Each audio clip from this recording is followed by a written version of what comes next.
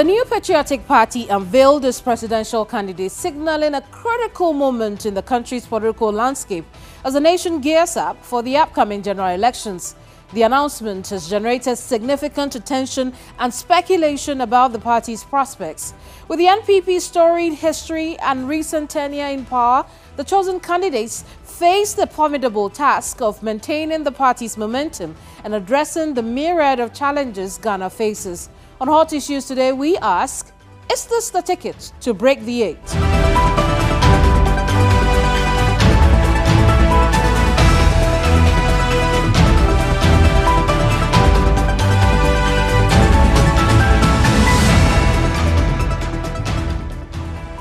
That question has become even more crucial after the party's running mate courted public backlash for making comments many consider a slander of Ghana's first president, Dr. Kwame Nkrumah. The political climate, voter sentiment, and the candidate's ability to resonate with the electorate will play pivotal roles in determining the outcome of the presidential poll. Now, while the NPP's established base provides them a strong foundation, the dynamic and evolving political arena means nothing in this election is guaranteed. I am Manu, and today I sit with the former national chairman of the party who has extensive knowledge of elections across the continent. He is a two-time campaign manager and led the party to victory in 2016 and 2020. Today, he is in charge of electoral affairs of the Bawumia Opoku Prempeh ticket. My guest is Peter Manu. Chairman, you're welcome to the program. Thank you, Kevin. The event of last Tuesday where you unveiled your presidential ticket was going so well until the very last minutes when your Nkrumah comment came from the running mate who was being unveiled. How's the party processing that? Well, I think I would not say how the party is processing it, but I have listened to various comments on it, on social media, on radio, TV stations, etc. Some in favor, some against. But for me, as Peter Manu, I think that, like you rightly said, the program went very well, both at Maisha Palace and at the grounds, what do you call it, Jubilee Park. And the moment Napo was speaking, I was there on the days. I did not anticipate any gaffe or whatever you may call it. But I thought that he has been given the opportunity. National Council has given its approval. He's now on a marketing spree for the party and for the elections. Was he marketing himself well when he made that comment? I would say that the election is about NPP and DC. So this issue about Nkrumah, for me, it must be made to rest because we are talking about an election scheduled for December 7th between NPP, NDC, and others.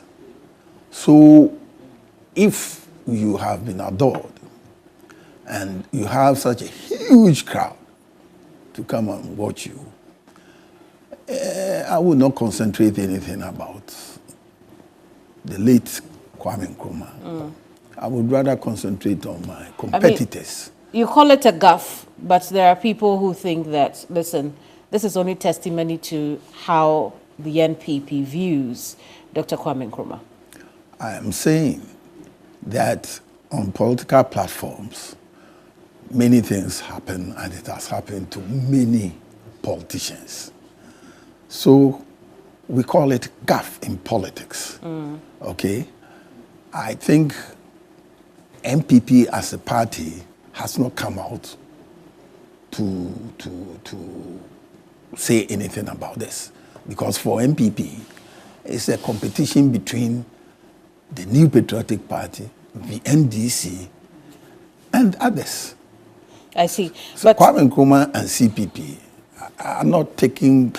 Recently, I read somewhere that even CPP is not going to fill the candidate. And let's talk about the NPP. Because, again, while you say this is a gaffe, The person who made the comment, the running mate himself, says that he was only telling the truth. So, I mean, it would appear that... he said that? Absolutely, during his visit to Wasa Menfi. I didn't hear that. Palace. No, I'm telling you, it's fact.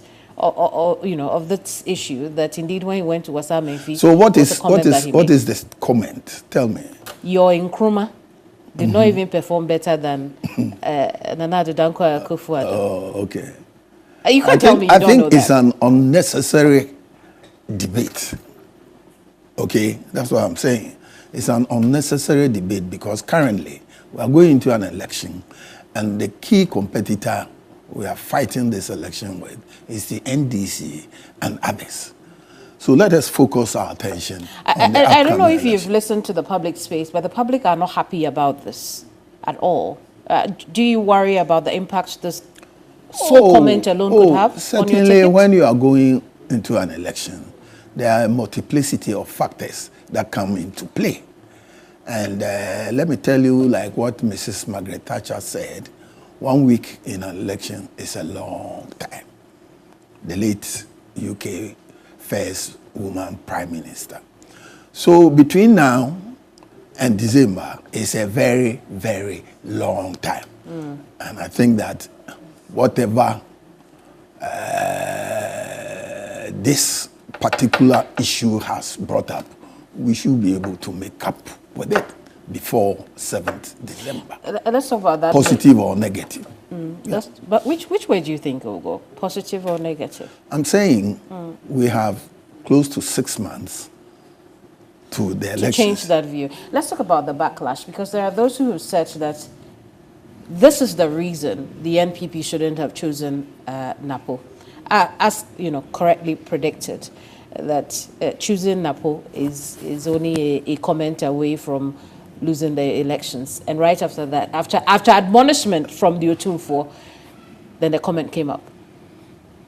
I don't think this would have any major effect on MPP's standing in the upcoming elections. It's an election that we are well prepared for now up to 7 December. And I keep saying that in election, if you are picking, you must pick up to the D-Day. And 1 week can even make the difference. So I'm not down because of that. Whatever transpired. Because if you look at the number of people, the people who came to hail Napo and MPP, both at Malaysia and at the Jubilee Park, it has a story to tell. Yeah. I see. What would that story be? The story will be he has a large following, which can turn the tide in favor of the New Patriotic Party, in favor of Dr. Bawumia, our presidential candidate. I want us to go into that large following, but the reason I made that preamble earlier was because I was going to the point that the NPP had spent more than 6 months choosing somebody, and it would appear that you chose a ticking time bomb. What were the considerations that went into picking Napo? That question would be best be answered constitutionally by Dr. Mahmoud Bawumia, okay, then the presidential candidate, because he's the one under the MPP constitution who has the power to nominate a candidate for consideration or approval of National Council, National Executive. Okay, let's break it down. Do you think Napo is a ticking time bomb for the NPP? Not at all. I don't think so. I think he is the right guy. He has the stamina. He has the foresight, the vision. He has the experience behind him. And when you couple him with our leader, Dr. Mahmoud Bawumia, they will take Ghana to the next level. To the next level. But even within the party, that assertion would not hold sway with everybody. There are those who thought that he wasn't the right person to have been chosen to partner Dr. Bawumia. Dr. Matthew Prempeh, a.k.a. Napo, had an overwhelming approval, not a dissent, at the National Council and National Executive meeting. So Who is that somebody you are talking about? I mean, Dr. Andy Apiakubi has made mention that, you know, he didn't think that Andy Napo was Apiakubi is a member of the NPP parliamentary caucus. And the caucus itself came out boldly to support the nomination of Dr. Matthew Wempe. Again, and I understand that. It all happened. But I'm saying that you cannot also, you know, underestimate those who thought that Napo was not the right choice for his temperament. Who are those? Only and the Apiakubi you have been able to mention. Who are the rest? And the Apiakubi is 1 out of 37 members of parliament. It doesn't even count to 0.11%. I see. Yeah. So overwhelming support to that. Well, clearly, that was an overwhelming support. Right. What do you say to people who think that Napo would need some training as far as his political public speaking is concerned? I think that every human being needs training. I need training. You go for training every now and then, and I have been undertaking. I just spoke to you that I was coming from Uganda. I went under training. You impart and you cross-fertilize ideas, and you also imbibe something. So every human being needs training. So I agree with you. Do you have the time for that? Between now and December? Between now and December. Oh, very well. We have very much. We have so much time. I started the conversation with a quote from Mrs. Thatcher that 1 week in an election is a long time. Oh, hope so. But one of the things that has also been said about the event that was organized is the structure itself. A comparative analysis has been made about the structure of the NPP's unveiling and that of the NDC, and people have come to the conclusion that the format that you chose, the rally format that the NPP chose, was poor. It was unique, rather. I would say it was unique. And it brought on board the show of NPP's base and power. And we were able to achieve that. No two ways about that. Any journalist who was there will connect and know that this is the power base of the New Patriotic Party. So we sent the right signal and we're able to achieve that. Don't you think you missed the opportunity for us to hear what Napo brings to the table in terms of policy? Napo has not finished his job as a running mate on that very day. He didn't. He didn't finish his job. He will be going round and on hustings throughout the country. So let's leave that.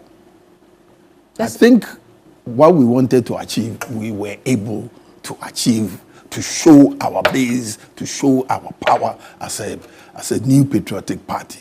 And mind you, what our competitors fear, what they fear most is for NPP to gather that kind of numbers in Ashanti, our base.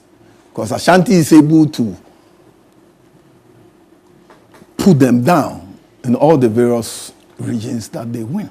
I want us to talk about the numbers in a bit. You kept mentioning sweeping the Ashanti region, but the polls are saying that, give or take, Napo said 85%, and Akomia, who is the communications for the campaign, said at least 75%, but the polls are saying you would not make that. I would take everything that any poll says serious. Look at it and see how I can improve upon it. Even if it's 85, how I can improve upon it. If it's 60, how I can improve upon it. Because I myself have been a campaign manager for 2 occasions, and I have dealt with polls. I have to tell you, I've dealt with polls. Other jurisdictions, Nigeria, Kenya, etc., I have followed polls. I have followed polls in the United States, where Mrs. Clinton was leading Donald Trump, but ultimately he lost the elections. So I don't take polls for granted.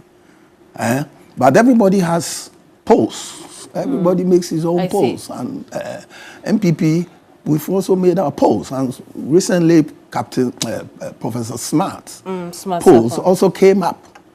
Professor Sapon's poll is NPP's poll? It favored us.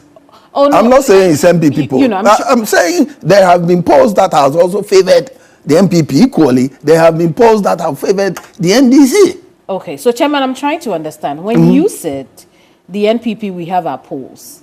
Yes, polls that we won. You conducted polls, or you're just referring to polls that have favored you? I think I started this matter on polls by saying when I was a campaign manager, I conducted my own polls. Okay. I'm not a campaign manager, so I have not conducted any polls. Okay, all right. Okay. I was just getting clarity but on that matter. I am saying that in campaigns, anything that comes on board, any polls, you have to take it on board, dissect it, and look at how, if the figures are not in your favor, you can improve upon it. If they are even in your favor, how you can maintain that lead. Right. That's what I'm using the Captain Professor Sapon's polls as an example of another polls that's favoring the NPP. Indeed. Now, so I want to understand what do you think the party strategy should be if it wants to win the election, if it wants to carry the Ashanti region like it hopes to?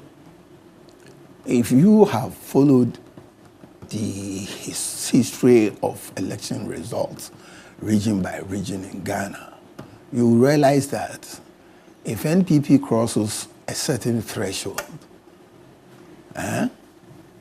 it wins the national election. And that is the beginning of that threshold that happened last Tuesday. Yeah, so some people are fearing the outcome of what happened in Kumasi. Because the numbers, you see, elections is purely a number game. That's why in the Constitution, it says you need 50% plus one. It's numbers. That's why at the parliamentary level, they say first past the post. It's numbers. And we used to say there has been an MP3 in Tema East, where Honorable Titus Glover, the current Greater Accra Minister, won by a margin of 3. So it's a number game. Although I have heard, and I have gone to certain meetings, conferences, etc., where people will say, "Oh, MPP, you win the elections with only one region." Hey, Ghana is a unitary state, though. It's not like Nigeria, which is a federal state, and you need to win certain number of states. Ours is a flat figure because we are a unitary state. Wherever the number comes from is immaterial. That's where what the Constitution says, that 50% plus one. It doesn't matter whether it comes from one region, 2 regions, 5 regions, 10 regions. But if you get 10 regions and you are not able to match up to the 50% plus one, the Constitution will not give you the win. In Nigeria, you need 24 or so states. 24? Yeah. So if you're dealing with a unitary state like Ghana, it's different. Even in Kenya, you need to win certain counties as a presidential candidate before you can win. But can you blame those who think that the NPP's focus is in carrying the Ashanti region? Because if we carry and we get that numbers we want, we win. And it has happened several times in our elections. Yeah. To what extent do you think that, the current state of affairs in this country could impact your ability to do that? Oh, that is a global phenomenon. Globally, economies have run down, have gone down. There have been depression in so many countries because of COVID, because of Soviet Union invasion of Ukraine, and supply chain disruptions. This has made global economies suffer. So I'm not surprised that incumbent governments are suffering. But all in all, some managed to win. And MPP is also going to win. Despite people's lived experience of how... But they will compare. They will compare and contrast. What would they be comparing and contrasting to? The person who wants to come in, what he was able to achieve during his era. Yeah. Now, so I want you to do the comparing and contrasting for me now. Oh. And how you still think that the NPP is better off. I won't be able to do that now, but all I can say is that Dr. Bawumia has invited John Dramani Mahama to a debate. When was that? Oh, can I push that to you? Yes, please. Oh, let me push it to you. You can do that, but while you're doing that, one of the comparisons that has been made is the currency exchange at 3 cedis during the Mahama administration. Now now you are going to 3 cedis. I thought you said 4 point something. That's what I've heard people saying. But even if it's 4 point something, it's about 3.5 times that right now. We are pushing 15 cedis. Is that the comparing and contrasting we are going to be making? We will make it. How does that? I won't do that. I would rather give my presidential candidate, who has made that request I'm sending to you now, the opportunity. So, if John Mahama accepts it, and you are seated, right, we will see. We will see. So again, in comparing and contrasting, people's purchasing power have decreased over the years, and you still insist that the NPP is doing better than the previous administration? Very well. How so? How so? Yes. How so? When our purchasing power has reduced. Which purchasing power are you talking about? Inflation? The standards. We can't even talk about inflation because we used to enjoy single-digit inflation. Today, but we too have enjoyed single-digit inflation. So the cost of... But I think that, I keep telling many journalists this thing about economic growth. Economic growth, countrywide, globally, it's not something you can achieve throughout the lifespan of a country, if any. Okay? Sometimes you go up, then you nosedive, then you go up. There was depression in the UK recently. I don't know how far they have overcome it. There was depression in the United States. Our colleagues in Nigeria, in Kenya, in South Africa, in Egypt, in Togo, are all suffering. So don't expect that there is a country who has started economic growth and has gone unprecedented throughout the lifespan of a country. It doesn't happen that way. I see. Because there are certain features, like I spoke about COVID and the Ukraine and all that, which you may not have the ability to control. And again, the COVID-Ukraine explanation, I think that explanation is tired at this point. Because then the MPP told us that they have the men. You can't only have the men when things are good. You should have the men who are able to turn things around when it is bad. So even if we accept the COVID-Ukraine explanation, we expect to see the men at work and the men are turning things around. But let's compare. Cost of living today, cost of living 7 years ago. What would you say? Are they the same? Better? Worse? Kemini? Yes. A country's growth and development has many branches. Okay. Okay. So you cannot use one line item to define the development or growth of a country. Okay. So if you go and use kenke, a ball of kenke that is being sold today at maybe 10 cedis, 5 cedis or whatever, and that previously it was being sold for 1 cedi, it's an error. Okay. It's an error. All right, so if we put cost of living aside. Inflation from 1957 when we had independence has not been the same. When I was attending secondary school, my school fees was about 14 cedis. When I went to UK at first, my airfare was, I think, 33 cedis. So if you want to times have changed. Yeah, times will continue to change. We live in a dynamic world. So let's say we are not using cost of living. So what do you want to use? I should be asking you that. Oh, but look at education, look at health, look at freedom and the human being. And that's why the New Patriotic Party, our motto is development in freedom. Look at the amount of freedom, governance that this country has. You want to sidestep that? Well, I am telling you that we have abundance of freedom and security. Internal and external security. Right. It is also under this administration we've seen press freedom drop. That is absolutely not true. I think I can face you on that. If the economic levels of journalists are not up to a certain level, it doesn't mean the entire press landscape is not free. We know that one of the things that this administration did, after journalists had complained over and over again, was now to associate with certain journalists. And so when I say that press freedom has dropped, it is not only on the index, but it's also the fact that we have felt it in this country over the last 7 years. Kevin,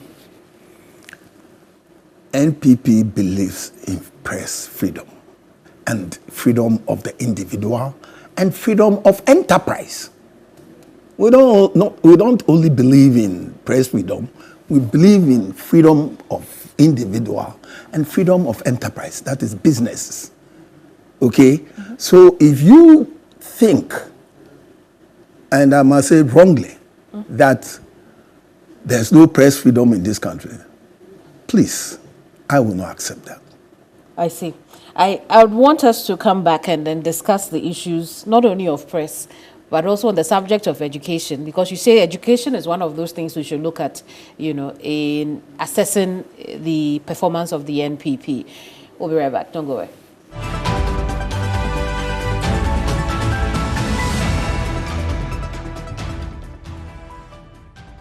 My guest today is the former chairman of the ruling NPP, Peter Manu. Chairman, thank you so much for sitting with us once again. Right. So I do want us to, while we are on the subject of the legacy of the Akufo-Addo-led administration, I want us to also look at the issue of education. It's one of those things that your running mate particularly is touted to have achieved a lot in that sector. So talk to us, what should we be looking at? Because the free senior high school... Kemini, the first day, when we won election 2016, and Nana Akufo-Addo was inaugurated on 7th January, I thought he was going to give some time to work on the free SHS. But that same year, the free SHS was implemented. Then people began to ask, hey, where is he going to get the infrastructure to accommodate these huge numbers of people who are going to come on board? So the first day I heard from a cabinet minister that we went to cabinet and we have decided that we are going to introduce this yellow, green, the various shifts system with the various colors. And we were wondering how we're going to implement that. But you see, that was a smart one. That was a very smart move because you have this size of room. And anytime students close around 2 o'clock, the place is empty. Why can't you utilize it for another batch?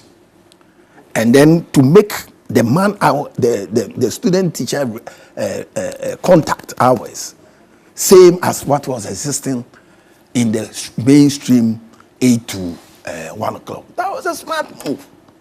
And when that was accomplished, through the Ministry of Education, we were able to absorb as many. There were a lot of people in this country who wanted to go to high school, but they didn't have the wherewithal.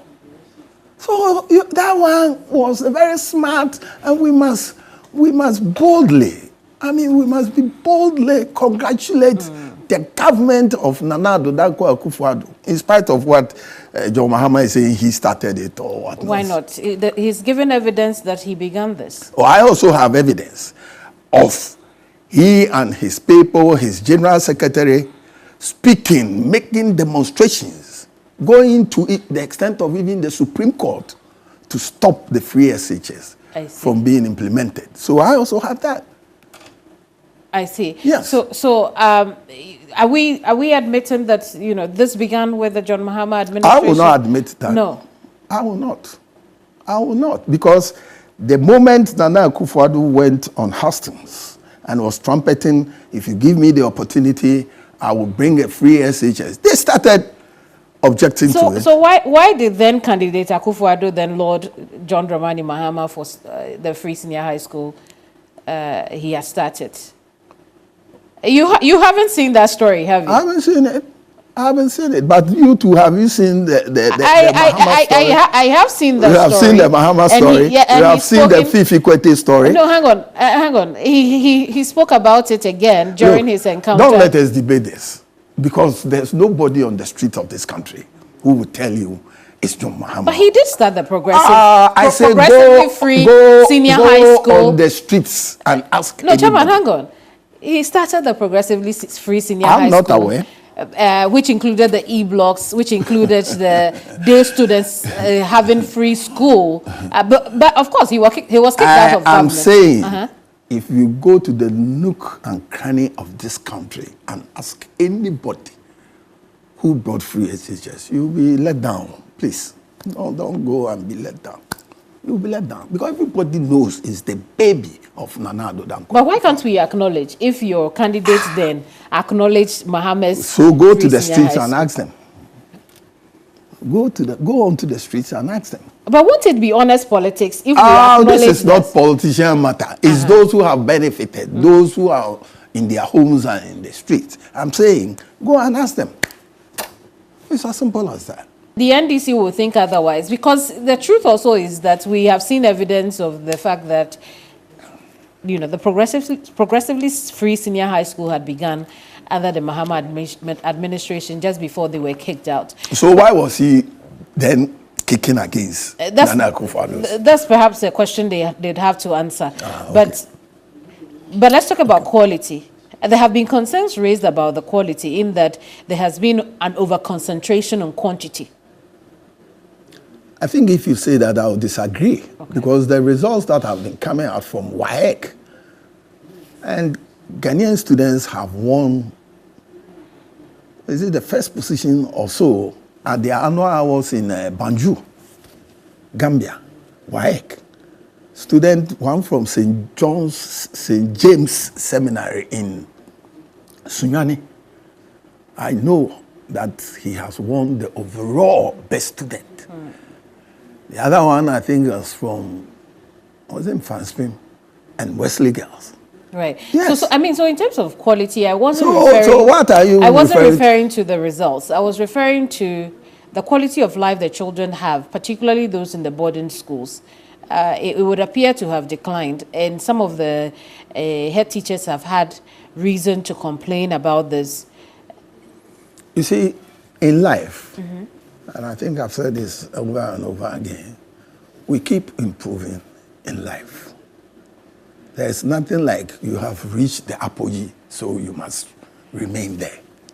What is important is that we want to change the life of young men and women by giving them access to free education. Otherwise, nobody knows where they'll be. There's a story of a young man from Eastern region, the constituencies, whose mother was on the TV, right, crying. And then when he was absorbed into the free SHS, he made 8 A's, and he was walking, I think, a distance of about 8 miles a day to school. But when he was given the opportunity because of free SHS, he was able to make 8 A's, and is now doing superior, much better. So, and there are a lot of them like that. I met a young woman in Kumasi, even recently, at this. He said, hey, Chairman, my daughter has been able to access free education. She's now a nurse. You want me to retreat? As for me, my child gets to be a nurse. I'm not proud of it. So you go down there and ask people how the free HS has helped them. Part of the legacy of this of the NPP while it's in office will be the opulence that Ghanaians have seen. First, let's look at the National Cathedral. The wastage that has happened over there, it will haunt you as you go into election 2024, won't it? It won't haunt us. Why not? It won't haunt us. It's an ongoing project. And I think that anybody who comes on board, be it Dr. Bawumia, and it's going to be Dr. Bawumia, he will continue. It is one of those things that is regarded as, we've spent a lot of money, but there's only nothing to show. In the case of the National Cathedral, have you built a house before? When I was building my house, I had to dig the hole you are talking about. There's no house without a foundation. But did the hole cost you over 200 million? Oh, I'm not building, I didn't build that size of house. But I'm saying, any house you want to build, this building, there is a lot of groundwork that had to be done. You need a solid foundation to raise the structure. So what is wrong with that? It's the foundation. And ultimately, when the structure comes up, we'll see. I see. Yeah. You see, I have traveled to other countries and seen structures like that in Côte d'Ivoire, in UK, in other jurisdictions. It will not be out of place that a country like Ghana will have such a magnificent building. It's iconic. Everybody's going to use it. And it's for both spiritual and other purposes. So don't belittle it. I see. I want to look at two things. The first being the fact that, this administration has said, and again, things to come and haunt you. This administration has said that public funds were not going to be used, but we know that that didn't happen. It wasn't true. If public funds went into digging that hole. We also know that the NDC's flag bearer has said that for the wastage we have seen, when he comes into office, or if he comes to office, he would ensure that a forensic audit is conducted into that, and people found palpable will be made to face the law. Your take on that? Of course, if people have done the wrong things, why can't they face the law? If people have done the wrong things. But there shouldn't be any witch hunting. And in any case, he's not going to come to power. I'm telling you. He is not going to come to power. Where is he going to find a 50% plus one? Where? Tell me. Tell me. Because the northern region, which used to be his base, is now under serious attack. Ashanti is a no-go area. Greater Accra, the margins will not be much. I'm telling you the numbers. I mean, why do you think... So you must panic. I mean, why do you say that the northern region is under serious attack? Because now... What is your candidate's now, there? Now, MPP has a northern candidate. Right. Yes. We also have a northern candidate. But you've always had a northern running the last 7 years. Look, this is not Kenya. Under Kenya laws, both the running mate and the candidate display their pictures on the ballot paper. Okay? In Ghana and Nigeria, it's only the presidential candidate and the logo of the party, the Great Osuno, the Osuno logo, a well-known logo. That will but appear Dr. on the ballot. has been one of the most famous, running mates we've ever had in this country, and so then whether or not his picture was there, it really does not determine, it does not explain anything. That's the point I'm making. I'm saying, but I'm saying that if he really had some weight, you would not, Northeast would not be the only region that the NPP gets in. Did I say North? I didn't say Northeast. No, I'm telling you, based on. I didn't say Northeast. Don't put words in my mouth. No, Chema, listen to me. I mean, based I on said the results of the past. No, yes, but the results of the past. Look at Northern region. Look at Northwest. Look at Northeast. Look at Savannah. We have improved considerably. You have improved, but you haven't been able to take it away. This is the time. This is the time. Yeah. What's given? So it's a gradual shift. Is it only by virtue of Dr. Bawumia's ethnicity that you think you're going to sweep the North? Dr. Baumia's boldness, his affability, his vision will take Ghana to the next level. And the North? I was hoping that you move on. When I say Ghana, we are talking about elections in Ghana, and I'm saying previously. No, but I want us to specifically look at the North. Previously, you know, for example, in the northern region now, we have 9 seats. NDC has 9. It has never happened like that before. So gradually, we are coming up. If you go up to the other regions, we are moving up. We are always moving up. We are catching up with them. You must be panicking or look at the figures. That's why I started the conversation. Why should I panic? I'm not in the elections. You mean the NDC should be panicking? Of course. Okay. Yes. Yes, they must panic. Okay. And they are panicking. Okay, you think so? But while you say that you are coming up in places where the NDC is known to win the elections, they are also coming up in a place like the Ashanti region, in a place like the Eastern region, Western region even. And we also know that on the tickets this time, there are 2 people who are eating away some of your votes. Alan Tremantin, one of those, Nana Kwame Bediako as well, based on what we've seen in the polls. And so that attacks what you are able to do in the Ashanti region. Aren't you scared of that? I'm not scared at all. I'm not scared at all, because if you look at, the numbers are in Ashanti, Greater Accra, Eastern. And I can assure you that we are very solid in these 3 regions. And we are doing very well in the other regions. If you go to Western North, we are doing extremely well. Let's focus on the Ashanti region. We are focusing on the elections in Ghana. I know, but I want us to talk specifically about the Ashanti region. You've been campaign manager before, so let's look at the Ashanti region, right? And the fact that Alan Kwejo Tremantin and Kwame Bediako and even the NDC are showing signs of clawing back on some of your votes. Your thoughts on that? What you saw last Tuesday in Kumasi should dispel any of that rumors. I call it rumors. I should call it rumors. And that with Napo on board, many other people are also coming on board. Okay?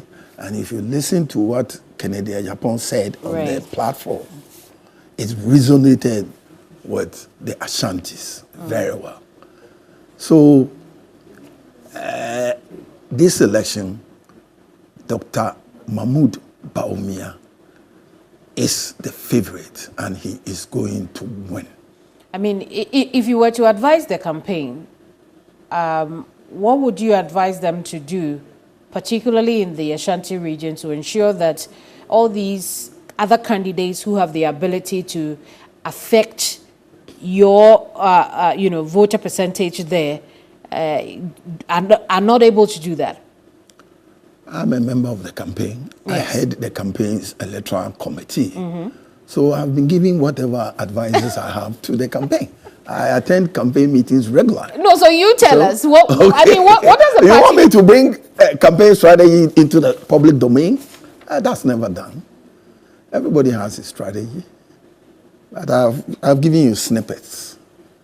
I've given you snippets. I think that's enough. I see. And you are very confident that you take it. I have said that again, and let me repeat that this election, Dr. Mahmoud Bawumia is the favorite, and he's going to win. I want to talk about the Greater Accra region because it's one of those areas that you mentioned. The polls don't show that the Greater Accra region is favoring the NPP. In fact, a poll conducted in strongholds of the party here, constituencies that is, in the Greater Accra region, showed that there's a lot of work to be done. There seemed to be a 10% decline, which goes in favor of the NDC. I have said that every election needs hard work. And Dr. Schuller, who was Angela Merkel's campaign manager for 3 consecutive elections. You know, Angela Merkel won 3 successive elections. I met him at a meeting in Berlin, and he told me the success of every campaign is hard work. It's hard work. There's no magic anywhere. It's hard work. And MPP, under the leadership of Dr. Mahmoud Bawumia, is working extremely hard. I see. Yes. We'll come back with a bit more. Don't go away.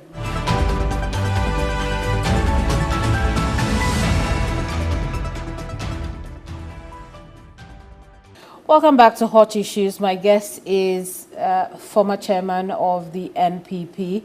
We've been discussing the NPP's ability to break the eight, as they say. Chairman is telling us that it is possible. It is absolutely possible. The Ghanaian people don't think so. But I want us to talk about the Elections Management Body, the Electoral Commission of Ghana.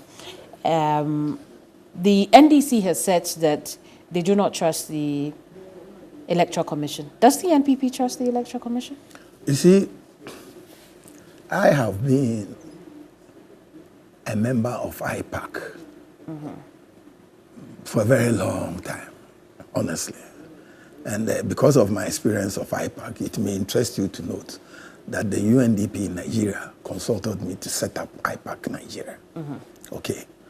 So I have worked under different ECs, electoral commissioners, from Farijan through Charlotte to all of them.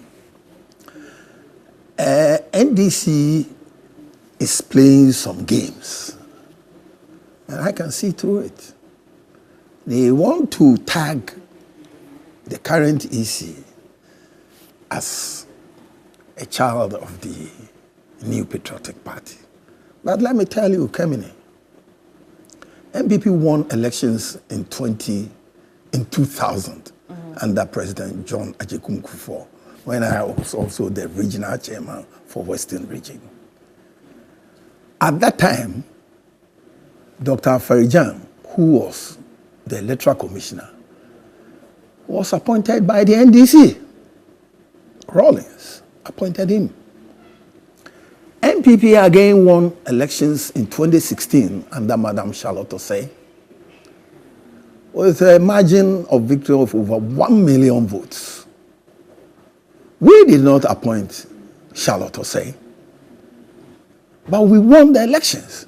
So it is the capacity and the ability of the party and its campaign strength that should be able to determine any fraud. Do you trust the Electoral Commission to deliver a successful, free and fair election? Very well, they will deliver. I see. They delivered in 2020. I see. I want to take you back on the issue of Charlotte Osei, because I remember correctly that even while she was there, this party also, your party, the NPP, also said that Charlotte was in bed with the NDC as far as her management of the Electoral Commission is concerned. And what did it end? No, so was that able to prevent us from the victory? Yes. Tell me. So then. So don't let them put any what's the word? They should not lead us to believe what they are saying. We don't believe what they are saying. So when the MPP said it's that a camouflage. So when the MPP said that back then, it was also a camouflage? It wasn't a camouflage because we came up with details. But the NPP, NDC is also coming out with details. Wait, let me tell you. When we said the voters register is not right, and that the materials, the voters list contains foreigners, we were able to bring evidence from the Togolese register, and you could see people wearing the same shirt, the same name on Ghana's register, on Togolese register. I displayed that to the media. Was that a lie? So the best thing to do was to remove those people.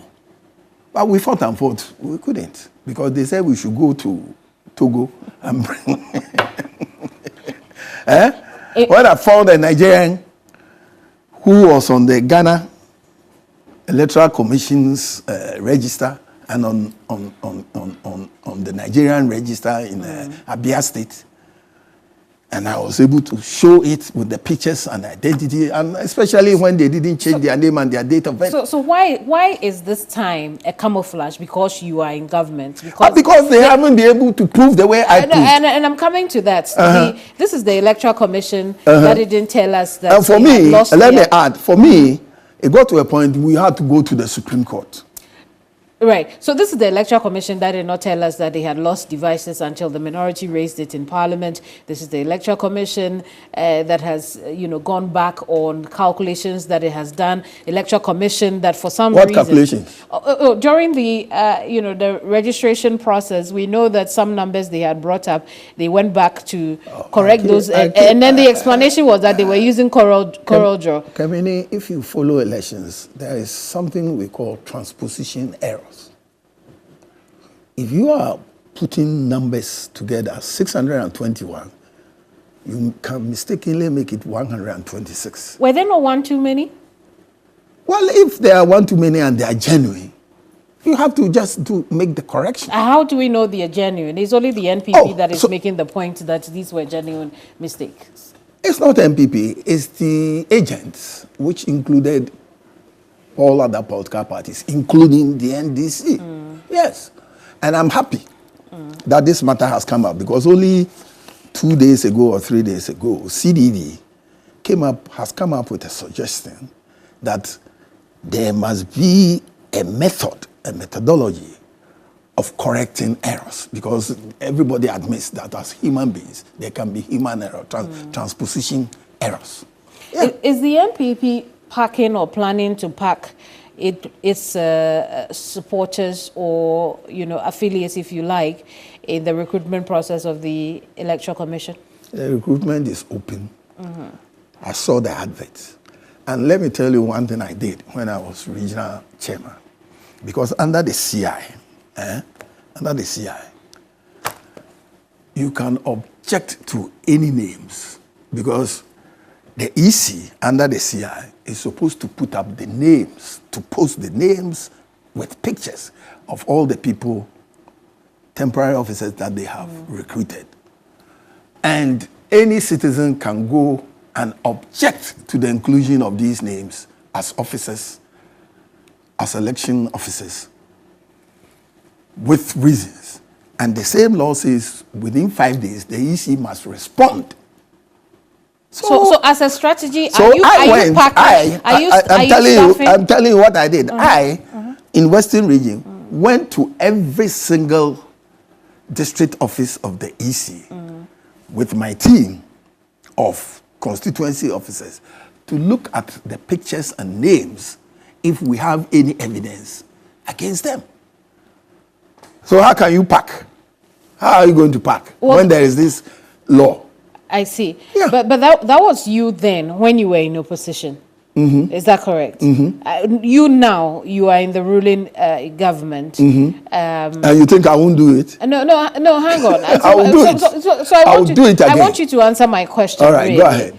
Are you staffing the temporary staff list of the Electoral Commission?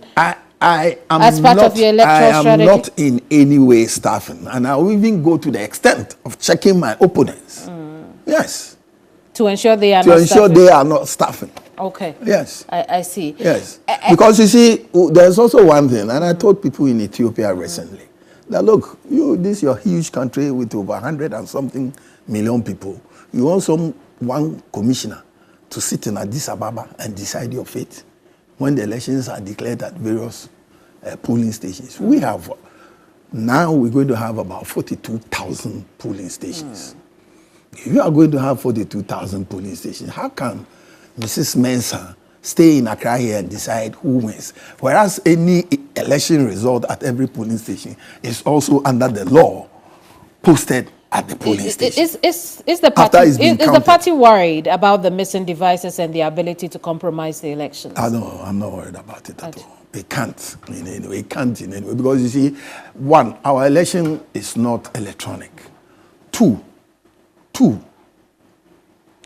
this was registration. And it is various components make up the kit. Various components. You have the computer, you have the scanner, you have the camera.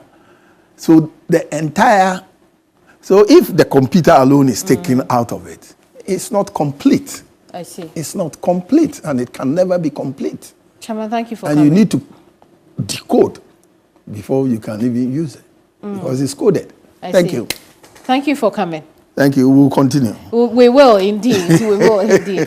My guest today has been former chairman of the NPP, Peter McMahon. We've been having discussions all about the elections of this year, 2024. We've been looking at the polls. We've been talking about whether or not the NPP can indeed break the 8, or, you know, the signs we see of this time is also a sign of they being kicked out of office.